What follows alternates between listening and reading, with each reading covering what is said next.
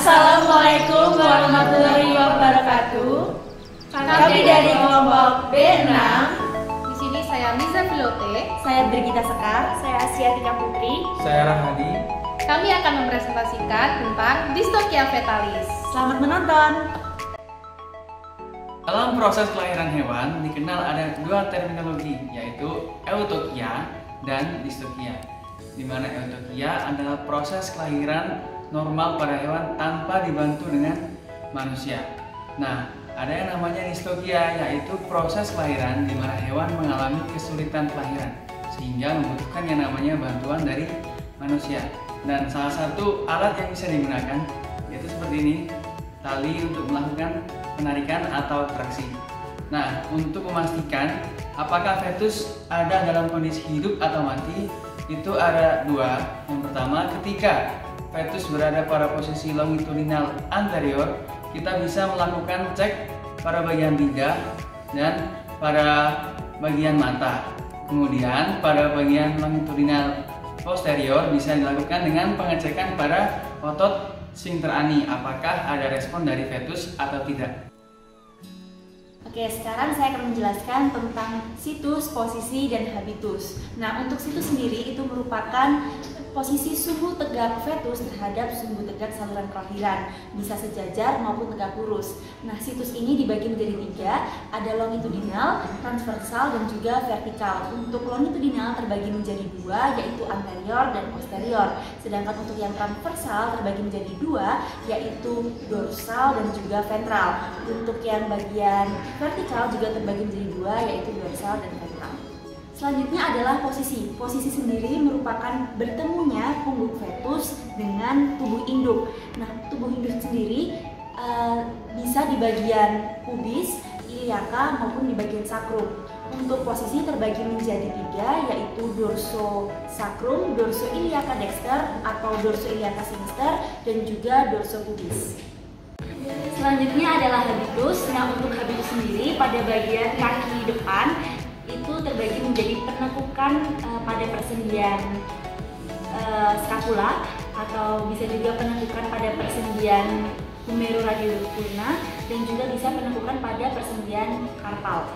Sedangkan kalau pada bagian kaki belakang ada penekukan pada bagian pinggul atau penekukan pada persendian di bagian tarsal. Lalu untuk abnormalitas di bagian kepala yaitu ada lateral, upward, dan juga downward.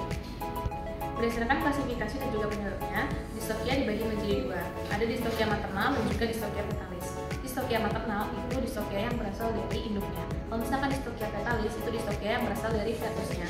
Lalu distokia maternal sendiri bisa terjadi akibat yang pertama adanya penyempitan saluran kelahiran, di mana penyempitan ini bisa dari penyempitan rongga pelvis ataupun adanya sistosol vagina ataupun ada tumor vagina. Lalu bisa juga terjadi karena adanya salah letak uterus seperti terjadi hernia ataupun torsi uteri. Dan yang terakhir itu bisa terjadi karena ketidakmampuan dalam pengeluaran fetus, di mana ketidakmampuan sendiri bisa diakibatkan oleh adanya inersia uteri. Selanjutnya untuk distokia fetalis sendiri terjadi karena adanya kesalahan dalam fetus tersebut. Bisa diakibatkan oleh kesalahan fetus, posisi, dan juga habitus. Bisa disebabkan karena adanya kematian daripada fetus, ataupun juga tidak berhubungan dengan situs, posisi, dan juga habitus.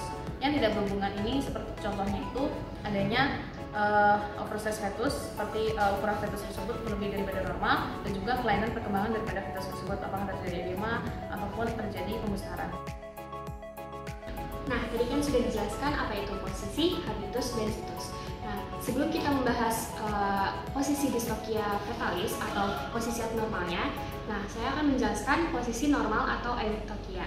Nah, yang pertama itu ada longitudinal anterior dorsosakral, di mana fetus itu menghadap ke saluran kelahiran dan juga kakinya bertumbuh di saluran kelahiran, serta dorsal fetusnya berhimpiran dengan dorsal induk. Kemudian juga ada longitudinal posterior, yaitu posterior fetusnya menghadap ke saluran kelahiran, dan juga kaki belakang ke saluran kelahiran. Nah, kali ini saya akan menjelaskan tentang posisi distokia, di mana dia terjadi di situs longitudinal anterior, kepalanya menghadap ke saluran lahir, lalu posisinya dorsosakral. Untuk habitusnya kepalanya menghadap ke bawah atau bisa disebut downward. Nah, cara penanganannya yang pertama kita lakukan penalian atau di bagian kaki depan, melakukan penalian menggunakan simpul. Setelah itu bagian kaki depan bisa ditarik, lalu kita bisa retropulsi bagian mandibula ke arah kaudal. Setelah itu dilakukan penarikan bagian kepala, lalu dilakukan retropulsi lagi di bagian ventral dari fetus. Baru setelah itu dilakukan traksi. Tarik sampai fetusnya keluar. Nah, posisi distokia yang kedua adalah pada situs longitudinal anterior juga dengan posisinya dorsosakral. Namun untuk habitusnya sendiri terjadi penekukan leher ke arah ilial dexter. Jadi di sini ilial dexter dan kepalanya ada di sini. Nah, untuk penanganannya sendiri yang pertama kita lakukan penalian di bagian ekstremitas kranialnya dengan simpul tali seperti ini. Setelah itu kita lakukan retropulsi pada bagian ekstremitas kranial yang atas dengan kuat. Setelah itu tangan bisa menarik bagian leher untuk melakukan reposisi. Jika kepalanya sudah berada di posisi jalan lahir, bisa dilakukan penarikan. Selanjutnya saya akan menjelaskan mengenai situs longitudinal anterior. Untuk posisinya sendiri itu dorsopubis dan habitusnya tidak ada. Yang pertama-tama untuk pertolongan seperti ini kita lakukan fiksasi terlebih dahulu pada bagian kakinya. Namun sebelum itu kita reposisi dulu kakinya untuk bisa masuk ke pelvis inlet. Setelah itu di fiksasi bagian kaki dan juga mandibulanya. Lalu untuk mengeluarkannya kita hanya perlu memberikan jembatan tangan seperti ini. Jadi tangannya kita tuh ada di sini untuk menjaga daripada dorsal dari fetusnya supaya tidak mengenai pubis dari induknya seperti ini. Seperti ini dan fetusnya. Selanjutnya itu adalah situs longitudinal posterior dengan posisi dorsosakral dan juga penekukan pada kedua sendi pinggul atau bridge. Di mana yang pertama-tama kita lakukan pertolongan itu memfiksasi bagian ekor terlebih dahulu. Kemudian setelah ekornya difiksasi seperti ini, lakukan juga retropulsi terlebih dahulu. Setelah retropulsi, kemudian kita lakukan pula pengikatan pada kedua sendi pada tibial-tarsal seperti ini. Kita lakukan pengikatan. Setelah dilakukan pengikatan, lalu dilakukan sedikit retropulsi dan kita tarik kedua kakinya untuk masuk ke saluran pelvisnya. Kemudian kita lakukan traksi.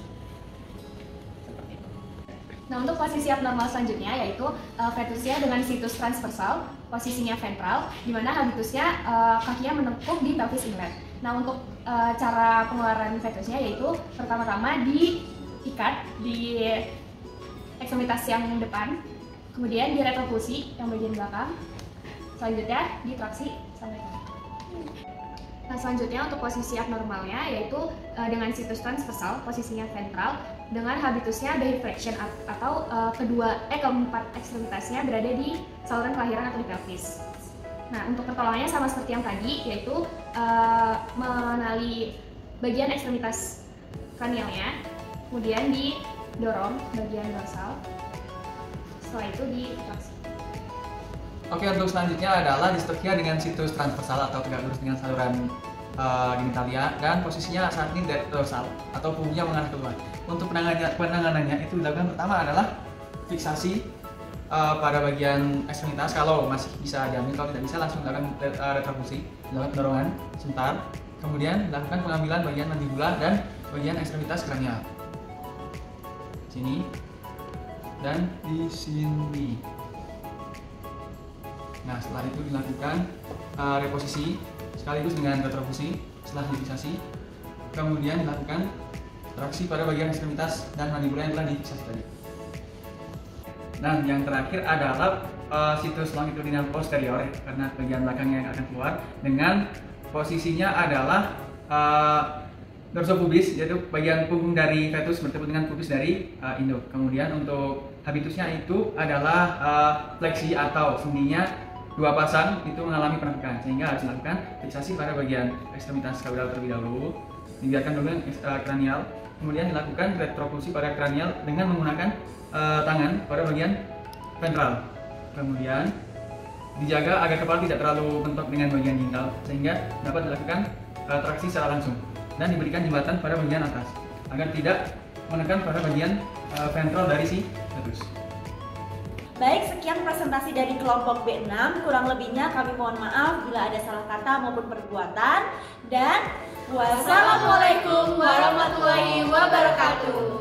Kita juga mau ngucapin apa guys?